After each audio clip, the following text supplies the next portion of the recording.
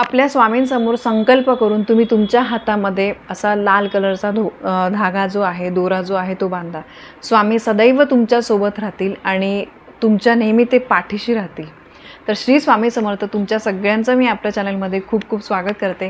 तुम्ही सगळे अगदी आनंदी असाल अशी अपेक्षा करते आणि आजचा पण दिवस तुम्हाला छान आनंदाचा जाऊ दे ही मी आपल्या स्वामींच्या चरणी प्रार्थना करते। कोणत्याही गुरुवारी तुम्हाला स्वामींसमोर संकल्प करून हातामध्ये तुम्हाला लाल दोरा, लाल धागा बांधायचा आहे, ज्या संकल्पामुळे स्वामी सदैव तुमच्या पाठीशी राहतील। प्रत्येक संकटातून, प्रत्येक अडचणीतून स्वामी तुमचं रक्षण करतील। तर गुरुवार हा दिवस अतिशय महत्त्वाचा मानला जातो। स्वामी सेवेकरी, दत्त सेवेकरी यांच्यासाठी गुरुवारचा दिवस जो आहे तो खूप महत्त्वाचा असतो, कारण तो त्यांना समर्पित असतो, स्वामींना, दत्तांना समर्पित असतो। तर या दिवशी बघा, सकाळी किंवा संध्याकाळी कोणत्याही वेळेस तुम्ही हा उपाय जो आहे तो करू शकता। सकाळी किंवा संध्याकाळी, सकाळी तर आपण अंघोळ करतोच, आणि संध्याकाळी जर तुम्ही हा उपाय करणार असेल तर तुम्हाला हातपाय तोंड धुवून स्वामींच्या समोर, तुम्हाला आपल्या देवघरासमोर बसून हा उपाय करायचा आहे। सगळ्यात आधी तुम्हाला एक लाल धागा आणायचा आहे। बघा, अशा प्रकारे लाल धागा जो आहे, जिथे देवाचं सामान मिळतं तर तिथे तुम्हाला हा लाल दोरा जो आहे, पूजेचा दोरा, तो मिळत असतो। बऱ्याच पूजांमध्ये वापरला जातो, सत्यनारायण वगैरे अशा पूजांमध्ये तो वापरला जातो। तर हा उपाय तुम्ही कोणत्याही गुरुवारी किंवा दत्त जयंती, स्वामी समर्थ जयंती वगैरे अशा महत्त्वाच्या दिवशी तुम्ही करू शकतात। आता हा दोरा जो आहे तो तुम्हाला देवांसमोर तुम्हाला ठेवायचा आहे। देवांसमोर तुम्हाला खाली आसन टाकून त्याच्यावर बसायचं आहे, दिवा अगरबत्ती लावायची आहे, आणि त्याच्यानंतर तुम्हाला तुमच्या उजव्या हातामध्ये पाणी घ्यायचं आहे। पाणी घेतल्यानंतर हे बघा, हातामध्ये पाणी घेऊन तुम्हाला तुमची इच्छा बोलायची आहे। जी काही अडचण आहे ती स्वामींना बोलून दाखवायची आहे। ते पाणी हातामध्ये चमचाभर, 2 चमचाभर पाणी हातामध्ये घेऊन प्रार्थना करायची आहे की हे स्वामी राया, हे महाराज, मला या दुःखातून, या संकटातून, या अडचणीतून बाहेर काढा आणि माझी ही इच्छा आहे ती पूर्ण करा, आमच्यावर तुमची कृपा असू द्या। एवढं बोलून झाल्यानंतर ते पाणी तुम्हाला एका वाटीमध्ये किंवा तांबणामध्ये तुम्हाला सोडून द्यायचं आहे। आणि हे झाल्यानंतर त्या लाल दोऱ्यावर तुम्हाला अष्टगंध अर्पण करायचं आहे, अक्षता अर्पण करायचं आहे, एखादं फूल व्हायचं आहे, दिवा अगरबत्तीने ओवाळायचं आहे, आणि तो दोरा तुम्हाला उजव्या हातामध्ये घालायचा आहे। पुरुष, स्त्री, मुलं, मुली कोणीही हा उपाय करू शकतो।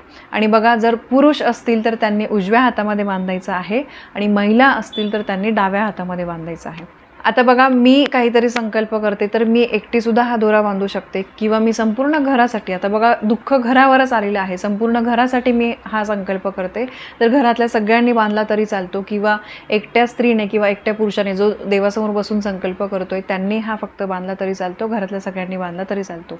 पण घरातल्या मुख्य महिलेने, मुख्य पुरुषाने, जो कर्ता पुरुष असतो, तर त्यांनी जर हा उपाय केला तर लवकर त्याचा परिणाम जो आहे तो आपल्याला बघायला मिळतो, त्याचे अनुभव येतात। तर कळालं तुम्हाला, अशा प्रकारे तुम्हाला संकल्प करून दोरा जो आहे तो बांधायचा आहे, आणि हे संकल्पाचं पाणी नंतर तुम्हाला एखाद्या झाडाला अर्पण करायचं आहे, तुळशीला वगैरे अर्पण तुम्ही ते करू नका। आणि त्याच्यानंतर समजा जेव्हा तो दोरा जो आहे तुम्हाला हातातच ठेवायचा आहे, आणि त्याच्यानंतर समजा तो दोरा जेव्हा तुटेल किंवा जुना होईल तर ते कोणत्याही गुरुवारी, दत्त जयंती किंवा स्वामी प्रकट दिन अशा कोणत्याही स्वामींच्या दिवशी तुम्ही तो दोरा जो आहे तो पाण्यामध्ये तुम्ही प्रवाहित करू शकता, आणि नंतर तुम्ही नवीन दोरा बांधू शकता। तर असं काही नाही, समजा तुमचा संकल्प पूर्ण झाला, तुम्हाला आता तो दोरा नाही ठेवायचा आहे, तर त्याच्यानंतर तुम्ही पाण्यामध्ये प्रवाहित करू शकतात। पण संकल्प अजून पूर्ण झालेला नाही आहे, त्याच्यात तो दोरा तुटला वगैरे, आता दोरा आहे तो तुटू वगैरे शकतो, तर तुम्ही तो पाण्यामध्ये प्रवाहित करा आणि परत बांधा। आता सगळ्यात महत्त्वाचं, बऱ्याचशा लोकांचे प्रश्न असतील की ताई, जर दोरा बांधला तर नॉनव्हेज खाऊ शकतो का? चिकन, मटन, नॉनव्हेज हे आम्ही खाऊ शकतो का? तर बघा, तुम्ही नॉनव्हेज वगैरे खाऊ शकतात, तर हा गुरु करण्याचा दोरा नाही आहे। आपण बघा, महाराजांना, दत्तांना जेव्हा आपण गुरु बनवतो तर त्यावेळेस आपल्याला संकल्प करून ह्या सगळ्या गोष्टी सोडायच्या असतात, नॉनव्हेज वगैरे ह्या सगळ्या गोष्टी आपल्या आयुष्यातून आपल्याला काढून टाकायच्या असतात। आणि हा दोरा जो आहे हा आपण संकल्प करून बांधलेला आहे, तर त्याच्यामुळे आपण नॉनव्हेज खाल्लं तरी चालेल। बघा, अर्थात नॉनव्हेज खाल्लं तरी चालेल हे सांगणं किंवा हे बोलणं चुकीचं आहे, पण काही काहींचं असतं ना की नाही ते घरात आमच्या होतंच, करावंच लागतं, मग काय करायचं? तर ठीक आहे, तुम्हाला उपाय करण्याची इच्छा असेल तर नक्की तुम्ही करा, पण जमल्यास तुम्ही तुमची इच्छा, संकल्प पूर्ण होईपर्यंत तुम्ही नाही खाल्लं तर अतिउत्तम।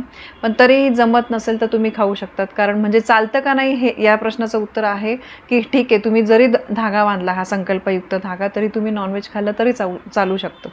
तर बघा, हा धागा बांधल्यामुळे स्वामी जे आहे तर ते तुमच्या मनातली जी इच्छा आहे तर ती पूर्ण करतील. आणि लक्षात ठेवा, पुरुषांनी उजव्या हातामध्ये आणि स्त्रियांनी डाव्या हातामध्ये बांधायचं आहे. आता जसं मी तुम्हाला नियम सांगितला, नियम पाहायला गेलं तर याच्यावर काही नाही आहे. फक्त अगदी मनापासून संपूर्ण श्रद्धेने आणि सांगितल्याप्रमाणे तुम्ही हा उपाय करा. अगदी सोपा उपाय आहे.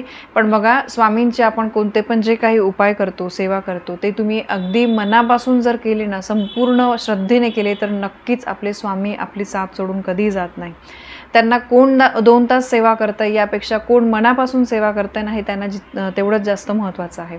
तर त्याच्यामुळे बघा, आपले स्वामी जे आहे ते प्रत्येकाला त्यांना माहिती आहे की कोणाच्या आयुष्यामध्ये कोणाला किती द्यायचं आहे. तर त्याच्यामुळे नक्कीच तुम्ही फक्त मनापासून सेवा करा.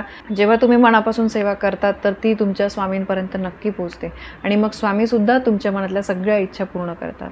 तर ही एक अतिशय महत्त्वाची माहिती मला तुमच्यापर्यंत पोहोचवायची होती. माहिती तुम्हाला आवडली असेल तर व्हिडिओला लाईक करा, शेअर करा, कमेंट करा. पुन्हा भेटूया अशा एका नवीन माहितीसोबत. तोपर्यंत श्री स्वामी समर्थ.